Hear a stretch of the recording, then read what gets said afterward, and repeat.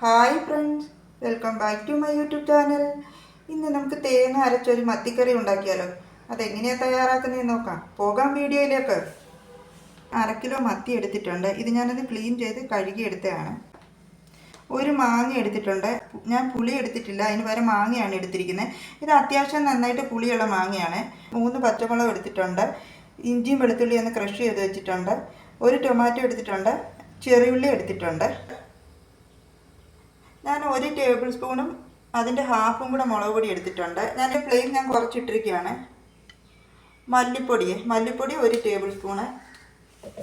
1/4 teaspoon മഞ്ഞൾ പൊടി, 1/4 ടീസ്പൂണിൻ്റെ പകുതി ഉലുവപ്പൊടി, അതും കൂടെ ചേർത്ത് കൊടുക്കാം. ഉലുവപ്പൊടി ഞാൻ വളരെ കുറച്ച് എടുത്തിട്ടുള്ളൂ.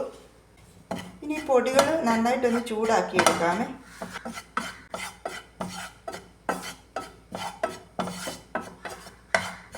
പൊടികൾ നന്നായിട്ടൊന്ന് ചൂടാക്കി എടുത്തിട്ടുണ്ട്.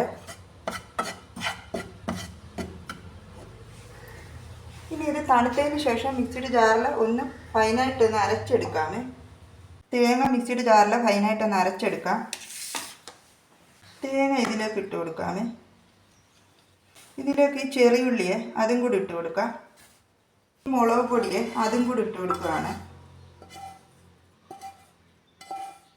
ഇതിലേക്ക് ആവശ്യത്തിലുള്ള വെള്ളം കൂടെ ഒഴിച്ചു കൊടുക്കാം. ഇനി ഇത് ഫൈനായിട്ടൊന്ന് അരച്ചെടുക്കാമേ. തേങ്ങ നല്ല ഫൈനായിട്ടൊന്ന് അരച്ചെടുത്തിട്ടുണ്ട്. ഇതിലേക്ക് ആവശ്യത്തിനുള്ള എണ്ണ ഒഴിച്ചു കൊടുക്കാം. ഞാൻ എടുത്തിരിക്കുന്ന വെളിച്ചെണ്ണയാണ്. കടുക് അതും കൂടി ഇട്ട് കൊടുക്കാം. ഇനി ഇതിലേക്ക് ഈ ക്രഷ് ചെയ്ത് വെച്ചിരുന്ന ഇഞ്ചിയും വെളുത്തുള്ളി അതും കൂടി ഇട്ട് കൊടുക്കാം. ഇതിൻ്റെ ഈ പച്ച ഫ്ലേവർ മാറാൻ ഇത് നന്നായിട്ടൊന്ന് ചൂടാക്കി എടുക്കാം.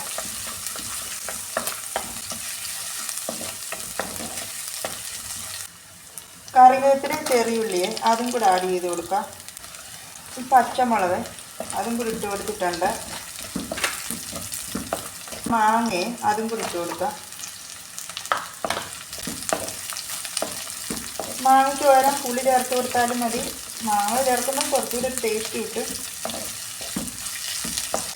ഇതിലേക്ക് കുറച്ച് ഉപ്പൊന്ന് ആഡ് ചെയ്ത് കൊടുക്കുകയാണ്.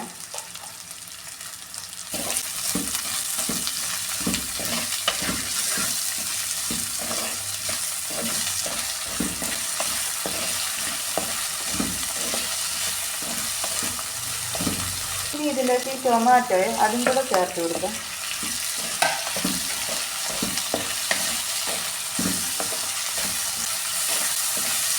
ഇത് അത്യാവശ്യം നന്നായിട്ടൊന്ന് വഴറ്റി എടുത്തിട്ടുണ്ട്.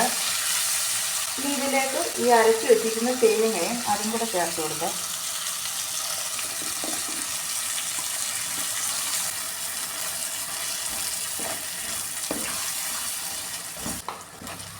കുറച്ച് വെള്ളം കൂടെ ചേർത്ത് കൊടുക്കുകയാണ്. ഇത് നന്നായിട്ട് തിളയ്ക്കുമ്പോൾ ഇതിലേക്ക് മീനിട്ട് കൊടുക്കാം. ഇതൊന്ന് തിളച്ച് വന്നിട്ടുണ്ട്. ഇനി ഇതിലേക്ക് മീനിട്ട് കൊടുക്കാം.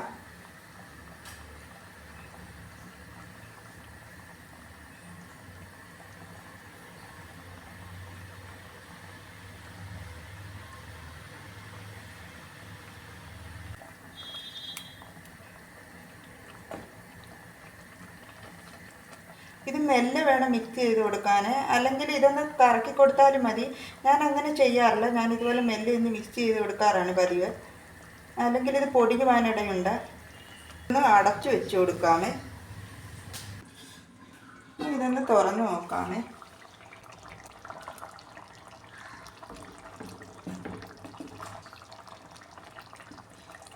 ഇതൊന്ന് കുക്കായിട്ടുണ്ട്. കറി ഒന്ന് വറ്റിയിട്ടുണ്ട്. ഇതിൻ്റെ ഫ്ലെയിം ഞാൻ ഓഫ് ചെയ്യുവാണ്. ഫിഷ് കറി ഞാൻ ഇതിലേക്കൊന്ന് സെർവ് ചെയ്യുവാണ്.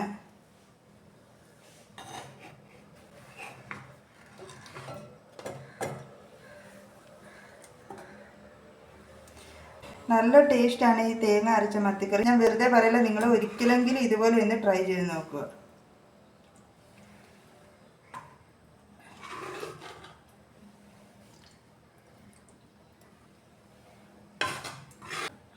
അപ്പം നമ്മുടെ കിടിലൻ രുചിയിലുള്ള തേങ്ങ അരച്ച മത്തിക്കറി ഇവിടെ റെഡി ആയിട്ടുണ്ട്. നല്ല സൂപ്പർ ടേസ്റ്റാണ് ഇത്. ചോറ് കഴിക്കാൻ ഇത് മാത്രം മതി. നിങ്ങൾ ഒന്ന് ട്രൈ ചെയ്ത് നോക്കുക. ട്രൈ ചെയ്ത് നോക്കിയിട്ട് ഫീഡ്ബാക്ക് അറിയിക്കാൻ മറക്കരുത്. എൻ്റെ വീഡിയോ ഇഷ്ടമായ ലൈക്ക് ചെയ്ത് സപ്പോർട്ട് ചെയ്യാൻ മറക്കരുത്. നിങ്ങൾ എൻ്റെ വീഡിയോസ് ആദ്യമായിട്ടാണ് കാണുന്നതെങ്കിൽ പ്ലീസ് എൻ്റെ ചാനൽ ഒന്ന് സബ്സ്ക്രൈബും സപ്പോർട്ടും കൂടെ ചെയ്തേക്കണേ. എൻ്റെ വീഡിയോ ഇഷ്ടമായ ലൈക്ക് ചെയ്യുക, ഷെയർ ചെയ്യുക, സബ്സ്ക്രൈബ് ചെയ്യുക, ബെല്ലൈക്കണൂടെ ഒന്ന് എനേബിൾ ചെയ്ത് വെച്ചോളൂ. ഞാനിടുന്ന വീഡിയോസൊക്കെ നോട്ടിഫിക്കേഷനായി ലഭിക്കുന്നതായിരിക്കും. എൻ്റെ വീഡിയോ ഇഷ്ടമായ പ്ലീസ് സബ്സ്ക്രൈബ് മൈ ചാനൽ.